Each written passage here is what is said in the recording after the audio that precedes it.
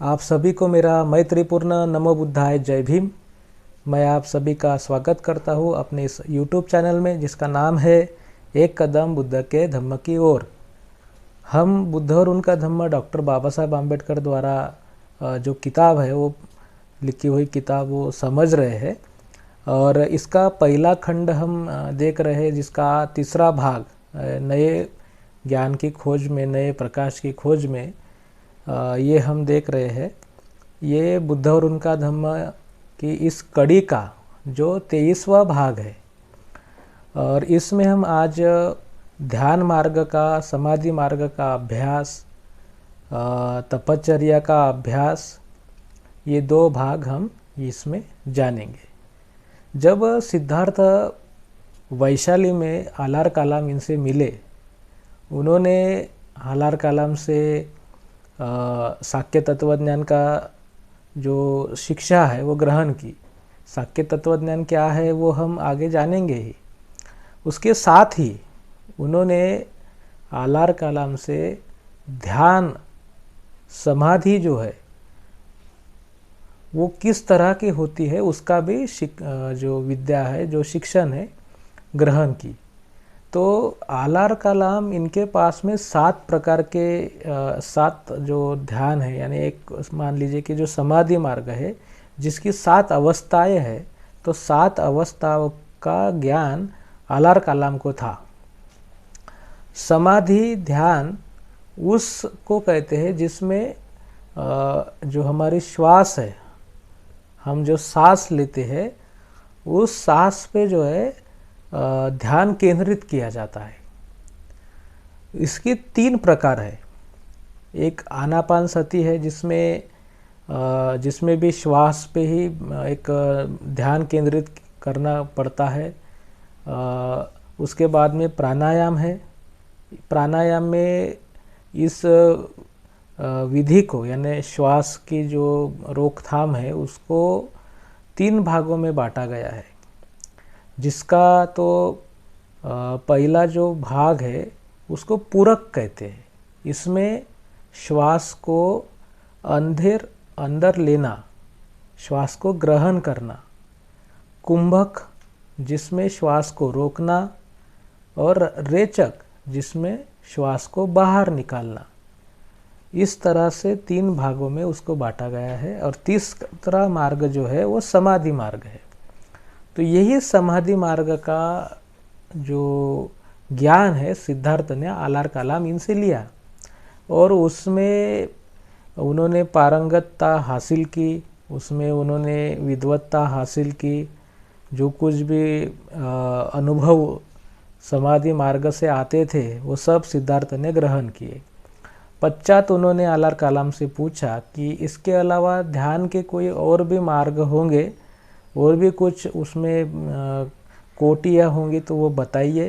तो आलार कालाम बोले कि इसके अलावा मेरे पास में अब कुछ नहीं है।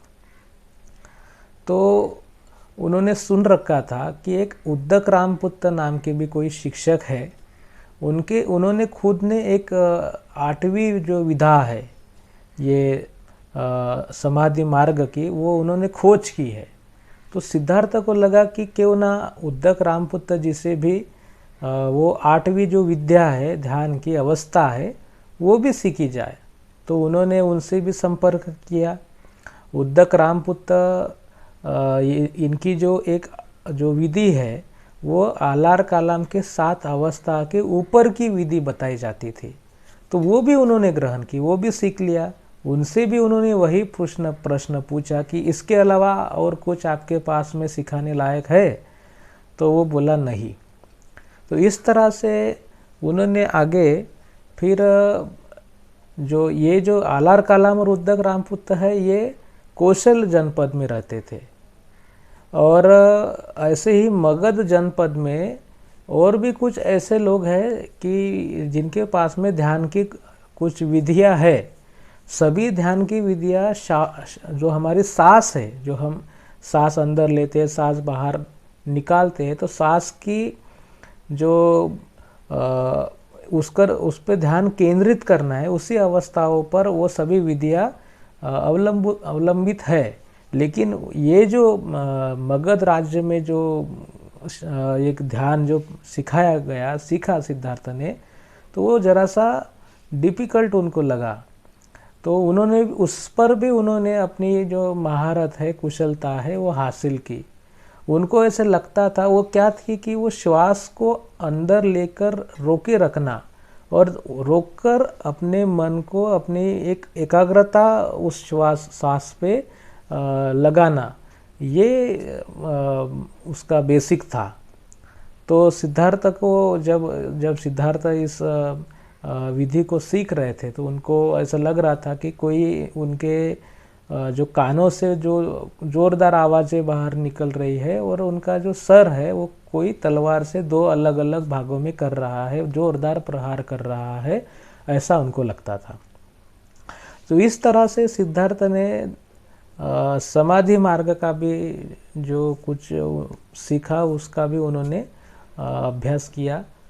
तो बाद में उन्होंने ऐसा सोचा कि अभी ये तो समाधि मार्ग का भी अपने अभ्यास कर लिया है, तो साथ में जो भृगु ऋषि थे, जिनके आश्रम में सिद्धार्थ सबसे पहले रुके थे, तो उन्होंने वहाँ पे जो तपश्चर्या देखी थी, तो वो जो कष्ट सहन कर रहे थे, कष्ट ले रहे थे, कोई अपने जो बाल है वो जो पानी में भिगोए रखे थे, कोई पानी में ही रहते थे, जिनके शरीर को जो कछुए खा रहे थे, कोई पत्थर खाकर जी रहे थे, तो कोई कुछ जो बहुत ही अल्प मात्रा में खाना खा के रह रहे थे, तो कोई दूसरों को खिला के कुछ बचा तो खा रहे थे।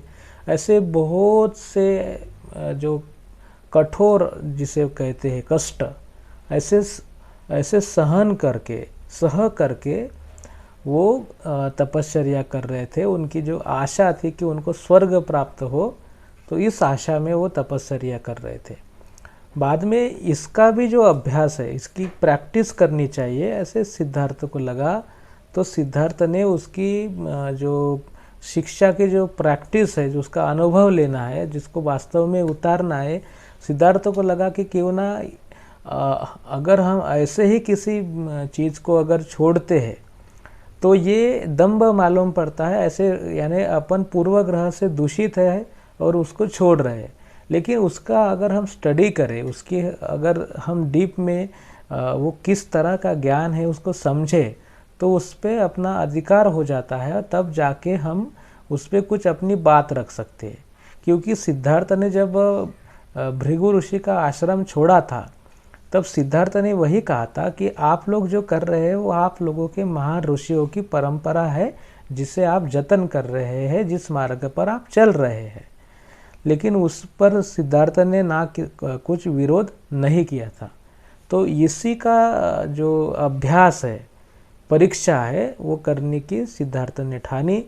तो वो फिर गया है वहाँ पे। उन्होंने उरोवेला में एक ऋषि थे नेगरी नाम के, तो उनके आश्रम में, उनके जो परिसर है वहाँ पे तपश्चर्या मार्ग का जो परीक्षा है वो करने की उन्होंने सोची रखी थी। तो वहाँ पे उन्होंने जगह ढूंढी, फिर वहाँ पे उन्होंने अपना एक वहाँ कठोर ऐसे तपश्चर्या, कठोर ऐसा परिश्रम उन्होंने शुरू किया। तो वहाँ पे जो है उनको 5 परिव्राजक, जो मैंने आपको पहले ही भी बताया था, वो 5 परिव्राजक जो है कौंडिन्य, अश्वजित, महानामा, भद्दी और कश्यप, ये उनको वहाँ पे मिले।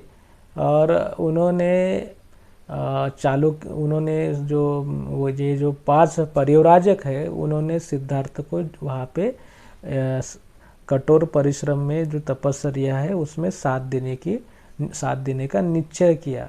और वो जो 5 लोग हैं सिद्धार्थ की सेवा करते थे। सिद्धार्थ ने बड़े ही कठोर ऐसा कष्ट सहन करना शुरू किया। शुरुआत में वो 3 घरों में भिक्षा मांगते थे, 7 घरों से ज़्यादा नहीं मांगते थे। फिर कुछ एक 3 कोर ऐसे कुछ आधी चपाती ही वो लेते थे। फिर तो बहुत ही धीरे धीरे करके उन्होंने अपना जो खाना है बहुत ही कम कर दिया। उम्र के 29वें साल से उम्र के 35वें साल तक उन्होंने ये जो परिश्रम है ये किया है। उन्होंने अपना जो खाना है इतना कम कर दिया कि वो बड़े ही 15-15 दिनों में एक हाथ चावल का दाना खाने लगे। इसके साथ ही ये तो खाने की एक पराकाष्ठा हो गई कि खाना कितना कम कर दिया उन्होंने। लेकिन वो जो रहते थे वो घने जंगल में रहते थे जहाँ पे कोई जाता नहीं था, वहाँ पे हिंस्र पशुओं का डर लगा रहता था, वहाँ पे वो रहते थे। जो गर्मियों का मौसम रहता था तो वो पूरा जो शरीर झुलसाने वाले गर्मियों में वो जंगल के बाहर ऐसे मैदान में रहते थे।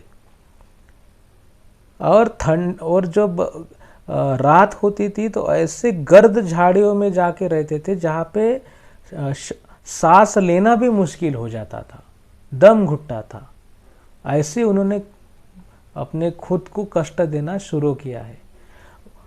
एक वो तो यहाँ पे जो स्मशान कहते हैं, शमशान, तो वो शमशान में भी रहते थे जहाँ पे मुर्दों को जलाया जाता है। वो मुर्दों को, जले हुए मुर्दों के जो हड्डियाँ रहते थे उनको अपने सिरहाने लेकर सोते थे। अपने सर के बाल, दाढ़ी के बाल वो ऐसे नोच के निकालते थे। वो जो कपड़े पहनते थे वो कपड़े जो कोई कूड़ा करकट रहता था वहाँ पे फेंके हुए जो वस्त्र रहते थे उनके सिलाए रहते थे। पक्षियों के जो पंख रहते थे उनसे बने हुए रहते थे। चमड़े से बने हुए रहते थे। जो लकड़ा रहता था, पेड़ का छाल रहती थी, उससे बने हुए रहते थे। तो ऐसे जो है झाड़ की पत्तियाँ वगैरह उससे वो बने हुए रहते थे। तो इस तरह से उन्होंने तपश्चर्या का जो है पूरा परीक्षण किया। इतना कठोर परिश्रम किया कि अगर वो अपने पेट को हाथ लगाते थे तो उनकी जो पीठ है वो उनके हाथ को लगती थी। अगर वो पीठ को हाथ लगाते थे तो पेट उनके हाथ में आता था। इस तरह से बड़े ही कठोर ऐसी परिश्रम उन्होंने किया। अगर वो कहीं बैठ गए तो वो बैठे ही रहते थे, वो कहीं जाते नहीं थे। वो वैसे ही बैठे बैठे ही अपने जो क्रियाएं है वो करते थे। वो इस तरह से वो उनके शरीर के ऊपर इतनी गंदगी जम गई थी कि वो गंदगी एकदम से वो अपने आप ही गिरती थी। यानी उनका शरीर बड़ा ही क्रूश हो गया था। इतना कठोर उन्होंने तपश्चर्या की। और जो किताब में आप पढ़ेंगे तो आपको समझ में आएगा कि एक जो युवराज है, जो बड़े ही रईस ऐसे परिवार में जन्मा, उसको किसी भी प्रकार की कोई भी चीज़ की कमी नहीं है, लेकिन उसने ये सब क्यों किया, क्या कारण है कि इतना कष्ट उसने सहन किया। जो भृगु ऋषि के आश्रम में बताया गया कि स्वर्ग मिलता है, उनकी जो परंपराएं है उनसे वो उनको, यानी जो सिद्धार्थ के मन में प्रश्न है वो उसके जवाब जानना चाहता था, इसलिए वो सब कर रहा है, खुद को कष्ट दे रहा है, सभी जो मार्ग है उसकी स्टडी कर रहा है। क्योंकि जो उसने संसार का त्याग किया, घर का त्याग किया है, कि जो युद्ध जैसे परिस्थिति है वो युद्ध परिस्थिति को रोका जा सके। कोई एक युद्ध ही नहीं, लेकिन जो अपितु परिवार में, व्यक्ति में जो वाद है उसको रोका जा सके, इसके लिए सिद्धार्थ ने जो गृह त्याग किया था, तो उस वाद को, उस झगड़े को रोका जाए। उस झगड़े का उस एक जो ये संसार जो के दुखों से, संसार की लड़ाइयों से जो सिद्धार्थ आहत हुआ है, उसके क्या कारण है और उसके ऊपर क्या उपाय कर सकते हैं, इन सब को जानने के लिए सिद्धार्थ ने गृह त्याग किया था। और इसी अपेक्षा में कि उसके सभी जवाब मिले, इसी खोज में सिद्धार्थ खुद को कष्ट दे रहे हैं। इतना कष्ट दे रहे हैं कि अभी उनकी मौत भी नज़दीक आ गई। उनके पेट में कुछ भी नहीं, वो चल भी नहीं सक रहे हैं। उनका शरीर इतना क्रूश हो गया कि वो अगर पेट को हाथ लगाते तो पीठ हाथ में आ रही है, पीठ को हाथ लगाते तो पेट। तो इस तरह से कोई करता है, कोई यानी कोई अपने समस्याओं का हल मिलने के लिए इस तरह से कठोर परिश्रम किसी ने किए हो, ये इतिहास में दुर्लभ ही ऐसा उदाहरण है। और आगे बढ़ने से पहले मैं आशा यही करता हूँ कि आप बुद्ध और उनका धम्म ग्रंथ पढ़ रहे होंगे। आप पहले पढ़िए, फिर इस भाग को देखिए जो मैं यहाँ पे बताता हूँ। क्योंकि जब हम सिद्धार्थ का जीवन देख रहे हैं तो सिद्धार्थ एक दिशा में चल रहे हैं। हम देखते हैं कि ये एक दिशा है, ये और उस दिशा का अंत कहाँ पे होता है ये हम आगे देखेंगे ही। आशा करता हूँ कि आज का जो ये भाग है सिद्धार्थ के कठोर परिश्रम का, कठोर परीक्षा का जो भाग है वो आपको समझ में आया होगा। सिद्धार्थ ने क्या क्या प्रयत्न किए हैं वो आपको समझ में आए होंगे। कुछ सवाल भी आपके होंगे तो आप नीचे कमेंट्स बॉक्स में ज़रूर लिखिए। और आई बटन पर जो वीडियोस दिए हैं, लिंक दिए है बुद्ध और उनका धम्म के जो हमारी जो प्लेलिस्ट है उसको क्लिक करके आप सभी वीडियोस देख सकते हैं, प्रासंगिक की वीडियोस देख सकते हैं। और इस वीडियोस को लाइक करते जाइए, सब्सक्राइब करिए चैनल को अगर आप नए हो तो, और ताकि हमें भी पता चले कि कितने लोग अपने चैनल के सदस्य हैं और कितने लोग वीडियोस देखते हैं। और शेयर भी करिए अपने दोस्तों मित्रों को, क्योंकि जीवन जीने का सही तरीका क्या है और वो सही तरीका जो उसे जो हम धम्म कहते हैं वो किस तरह से आया, एकदम से नहीं आया। सिद्धार्थ ने क्या क्या उसके लिए सहन किया, किस किस की उन्होंने स्टडी की है, अभ्यास किया है, परीक्षण किया है, तो ये सब हमको पता चले।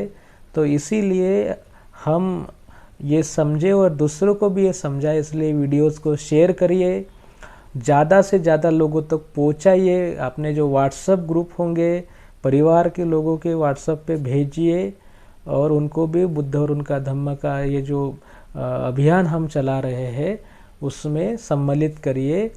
आपके प्रति मंगल कामनाएं व्यक्त करता हूँ और यही अपने वाणी को विराम देता हूँ। नमो बुद्धाय, जय भीम।